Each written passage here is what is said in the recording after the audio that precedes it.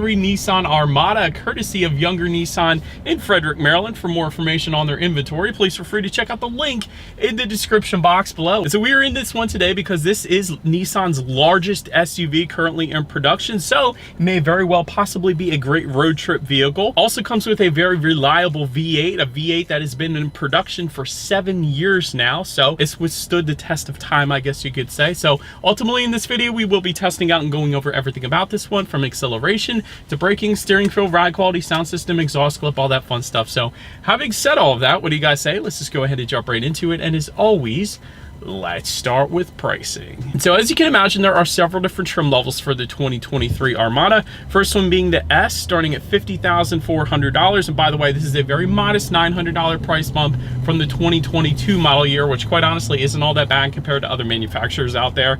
SV for $54,950. SL, which is the one we are in today, starting at $58,370. Midnight Edition for $60,360. And lastly, the Platinum going for $66,720. And that was all pricing for the rear-wheel drive configuration. You can add four-wheel drive to any of those prices if you wanted to do that. Simply add $3,000 then to any of those prices. But so that regardless of trim level that you go with, the power plant on the Armada is going to be the same. Powering the beast is a 5.6 liter naturally aspirated V8, putting out 400 horsepower at 5,800 RPM, 413 pound-feet of torque, coming in at 4,000 RPM. Power sent to the rear wheels or all wheels through a 7-speed automatic, giving you a 0 to 60 time coming in at approximately 5.8 seconds. That's pretty darn impressive considering the size of this SUV, with MPG numbers coming in at 14 in the city, 19 on the highway for the rear-wheel drive, 13 city, 18 then on the highway for the four-wheel drive, taking premium unleaded fuel. But so then, before we do any kind of fun acceleration test here in the Armada, I wanted to mention to you guys the drive modes. There are two of them. There is a tow mode and a snow mode, and that can be adjusted through the circular dial located just to the right of the shifter there. And so now that we got all of that out of the way, what do you guys say?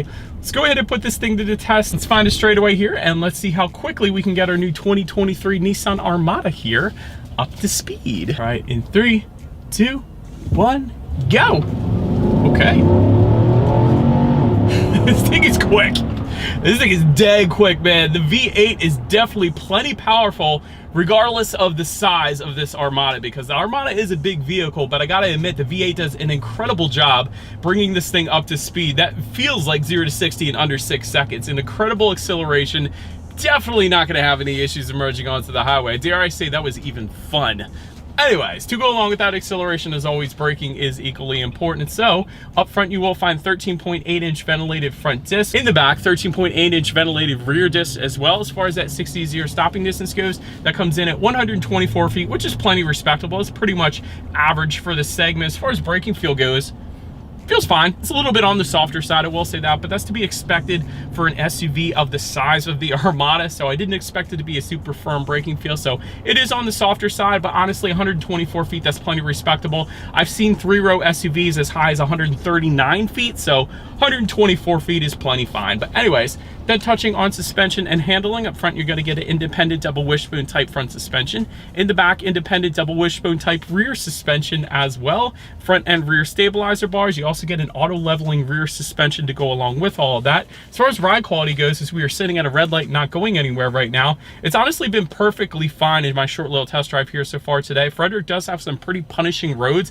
and it's been soaking them up pretty darn good. So ride quality is definitely on the better side of things. I've had no issues there. But let me tell you guys, touching on the steering feel, this is probably without a doubt the heaviest steering feel of any 3-row SUV that I have ever tested. It's almost like there's no power steering. It's that heavy. It's not that bad, but it's pretty darn heavy. So an incredibly heavy steering feel. For me, I personally love a heavy steering feel because it better helps point you in the direction that you want to go. So I'm appreciative of it. But having said that, you're not going to find that on most other 3-row SUVs out there. Typically with 3-row SUVs, it's a very loosey-goosey steering feel, but with the Armada, it's extremely heavy, and I personally love it, quite honestly. Then touching on cabin noise, as we're going 40 miles per hour right now, wind noise is definitely at bay. no issues there. No road noise really either, so it is a very serene cabin, I will say, in the Armada, so I'm a big fan of that. Touching on visibility, since we have the third row headrest down right now, it's actually quite brilliant. Rear visibility is excellent right now. I can see perfectly fine out the back, and since this is a very boxy SUV, although it's a bigger SUV, it's still a very boxy SUV, which typically lends itself to better visibility anyway, so big fan of that. But that pretty much rounds out the performance segment of this review, you guys. Let's now go ahead and take a look at the exterior of our brand new 2023 Nissan Armada. All right, and so here she is, you guys, the new 2023 Nissan Armada, finished in super black, in case you were curious of our exterior color name. Definitely looks good on the Armada, I will say that. Let's go ahead and start now with where this one is actually made. Taking a look at the VIN, the first character of the VIN does indicate the letter J, meaning the Nissan Armada is built in Japan. JDM SUV right here, that's pretty cool. But as always, let's go ahead and start up front on the Armada here. V-Motion front grille finished in chrome for all trim levels but the midnight trim level. But I will say there is a midnight package available, and we do have that. So all of our chrome trim accents are now swapped out to black, even though we do have the SL trim level. So did want to mention that the black is a package option for the other trims. But to the sides, LED headlights with LED daytime running lights do come standard across the board. Automatic feature coming with those headlights as well, meaning when it starts to get dark at night, the headlights will turn on automatically for you there. Automatic high beams, though, also coming standard for all trim levels across the board. Essentially what that is when you have your high beams on at night, and since the vehicle coming in the opposite direction, it's going to automatically dim them back to low beams. Then when that vehicle is gone, it's going to automatically bump it back up to high beams. So it's a very nice convenience feature there as well. And just below those headlights, if you were to go with the SL trim level and up, you will also get LED fog lights, which look dang good down there as well. One more thing below the Nissan logo I wanted to mention to you guys, in case you were curious what this giant rectangular kind of boxes in the middle there, that's going to be the adaptive cruise control sensor, and you do have the front parking sensors to the corners there as well. But anyways, that pretty much rounds out the front end of the Armada here. Let's now go ahead and make our way to the side. All right, so we're now making our way to the side of the Armada. Dark gray roof rails are going to come standard for all trim levels but the midnight, or the midnight package, of course, because in our particular case they are finished in gloss black. So chrome window surrounds, though, will come standard on all trim levels across the board, and you do get a gloss black A-pillar. You guys can see that. It kind of breaks up those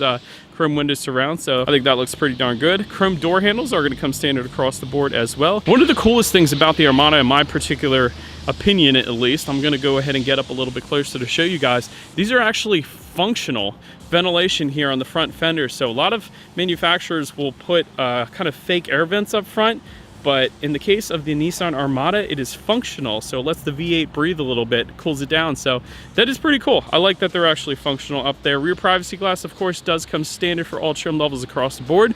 Then take a look at the wheel configurations. 18-inch 12-spoke aluminum alloys coming with the S and SV. 20-inch 18-spoke aluminum alloys coming with the SL. That's what you guys are looking at right now.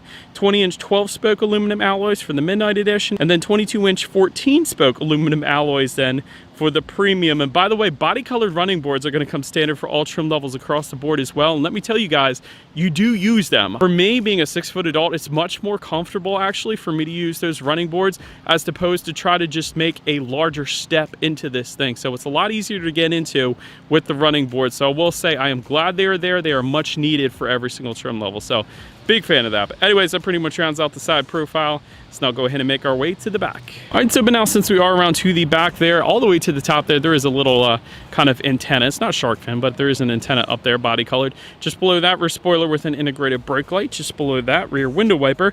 LED taillights do come standard on every single trim level across the board, so a big fan of that. You're going to get some gloss black or chrome trim kind of tying together the two taillights. You guys can see we do have the gloss black. I've mentioned that 100 times. Also with the Armada badging, it's going to be gloss black or chrome as well. Just below it all, there is a single exhaust. I don't know if you guys can see that tucked away underneath on the passenger side there. So having said that, I do believe you guys know what we have to do next. As always, here is that exhaust clip.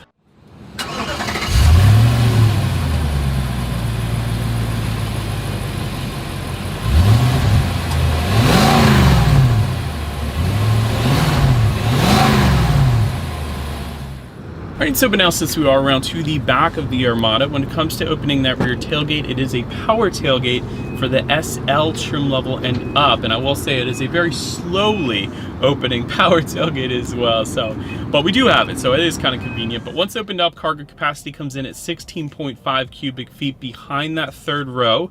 Of course, you can fold that third row down. There's a 60-40 split, and that's going to bump it up to 49.9 cubic feet behind the second row. And then with all rows folded, it actually comes in at a very impressive 92.6 cubic feet. So for comparison's sake, Kia Telluride comes in at 88 cubic feet, Hyundai Palisade 87.6, I believe. I think the Honda Pilot's like 84, or maybe that's the Toyota Highlander. The Honda Pilot might be like 86, 87. So it's more than all of those basically. So 92.6 is pretty darn impressive. There are 8 cargo tie-down anchors back there as well. There's a 12-volt power outlet, and if you were to lift up underneath of that cargo floor, you're actually going to find a little bit of in-floor storage. It's not a ton, but it is there. So you can put an ice scraper back there, or maybe a tire inflator kit or something like that. So I do like that it's there. So then make our way up to the rear legroom. Let's go ahead and start with the third row rear legroom. By the way, it was very easy to get back into that third row. You simply lift up on the upper portion of the second row seats there, and it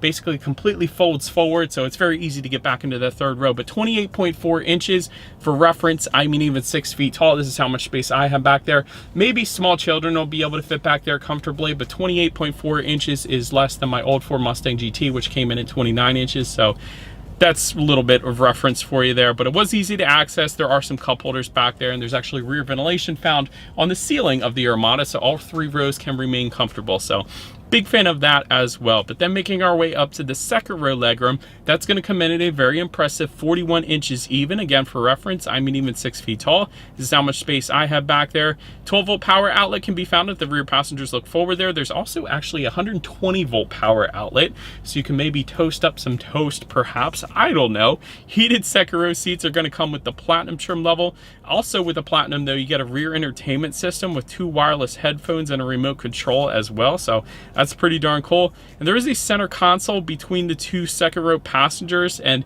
there's a ton of storage within that, of course, but you also get cup holders, and then there's some hidden storage to the front of that center console as well, which is pretty cool. And there's some more storage in the front of the rear passengers as well, so if you just press the button kind of on the center armrest here between the driver and passenger seat, there's even more storage accessible to the rear passengers. So really the common theme is with the Armada, a ton of storage and a ton of space. So that's certainly the case in the second row for the rear passengers there. But anyways, they make our way to the front seats. Cloth seating is going to come with the S, leatherette seating coming with the SV, leather seating coming with the SL trim level and up, L meaning leather of course, heated front seats for the SV trim level and up, power adjustable front seats with power lumbar support for all trim levels across the board. I do like that.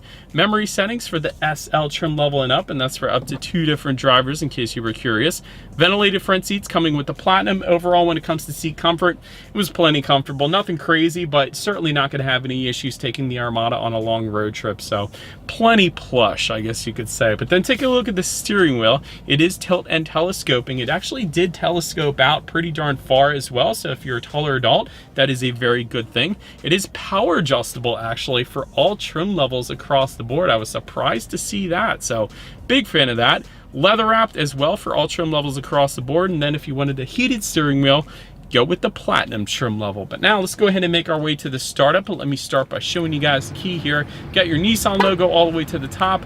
Lock, unlock, the button to pop the rear tailgate, but also that circular button, that is going to be a remote start, so you can warm this thing up on super cold days in Western Maryland. So I do like that, but it is all keyless entry with the push button start for all trim levels. So all I'm going to do here, simply put my foot on the brake and press that white engine start button located just by the driver's right knee. And so once started up, when it comes to the gauges, tachometer is all the way to your left, speedometer is on your right. There is a fairly large digital display front and center to control what is on that digital display. There are steering wheel mounted controls found on the left side of the steering wheel, telling us since we were sitting here so long, we're averaging 3.7 miles per gallon. That's what you get when you keep the car running for about an hour and a half doing walk around of it to get these exterior shots. In case anybody was curious, outside temperature is up there. There's your radio information, how many miles you have left until you hit it empty. Pretty much everything you could possibly want on the digital portion of the gauges there. So digital speedometer, compass, I can go on on and on. But now let's go ahead and make our way to overall interior quality. A power moonroof is going to come on the SL trim level and up. We do have that, so big fan there. Overhead sunglass holder is going to come standard across the board. You do have HomeLink controls as well for up to 3 different garage doors found in the bottom portion of that rear view mirror as well. Dual zone climate control is going to come standard for all trim levels across the board. Auto dimming rear view mirror for the SL trim level and up, so you don't have to worry about the guy behind you with his high beams on. Wood tone trim coming with the SL trim level and up, unless you go with that kind of midnight package, because then you get this kind of gloss black look on the doors as well as just above the passenger side glove box and really everywhere. So I do like that. Tri-zone climate control is going to be optional. I don't want to forget to mention that as well. Carbon fiber look trim coming with the midnight edition, and that's kind of what we have, like I was just saying. Wireless phone charger coming with the SV trim level and up. You might be wondering, where in the heck is the wireless phone charger? It's just below the Armada lettering, so it's kind of hidden, but then you could slide your phone in there and then you could go ahead and close this back up if you wanted to, and it's kind of hidden out of sight. So kind of interesting that it's kind of hidden. But anyways, I do like all of the carbon fiber-ish look trim surrounding the shifter here, as well as the drive mode buttons and really everywhere. So actually decent interior quality. You got a lot of very soft touch surfaces, like the armrest for both the driver's left and right elbow. Big fan of that. Got the leather finishes on all of the doors as well, and a lot of gloss black finishes surrounding the infotainment too. So overall interior quality is perfectly fine with me. So then now let's go ahead and make our way to the infotainment screen, because this screen is massive. It is a 12.3 inch color touchscreen display, Bluetooth and audio streaming, of course, Android Auto, Apple CarPlay, but get this, factory navigation system actually comes standard. So if you live in kind of Western Maryland in the Appalachian Mountains maybe, and you don't always have service, factory navigation system does come standard. So I do like that. But anyways, you can check out your radio information up there as well. And by the way, there are 3 different sound systems depending upon which trim level that you go with for the Armada. So let me go over those real quick. You're going to get 4 speakers for the S trim level, 6 speakers for the SV, but all the other trim levels, including our SL trim level and up, you're actually going to get a 13 speaker Bose sound system. So having said that, I do believe you guys know what we have to do next here. Let's go ahead and turn on the radio, see what we got playing today, and let's test out the clarity of this one.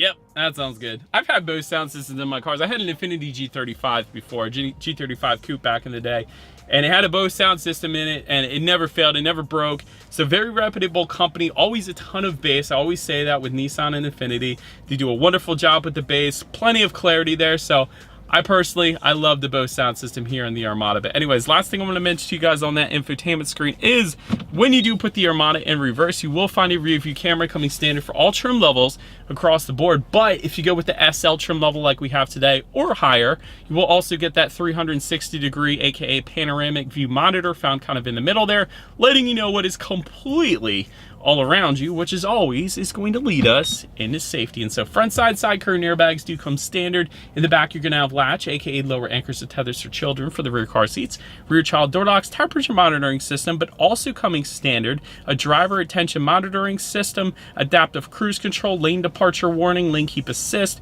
forward collision warning, automatic emergency braking with pedestrian detection, blind spot monitoring system with rear cross traffic alert, and then front and rear parking sensors, as I alluded to earlier when I was going over the exterior of this one. So overall, when it comes to my final thoughts here of the Armada, great ride quality.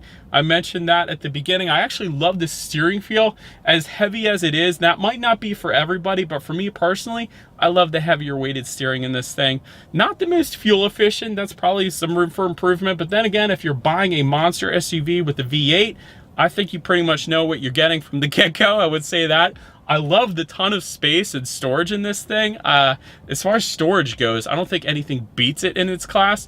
Digital gauges would be nice. That's another room for improvement. Although these gauges aren't bad, they're just kind of outdated at this point, I guess you could say. And I know Nissan has the digital gauge clusters. I've seen them on the Rogue and their other vehicles, so they could easily drop one in the Armada. And I also think multicolor ambient lighting would look dang cool in this thing as well. But anyways, let me know what you guys think of the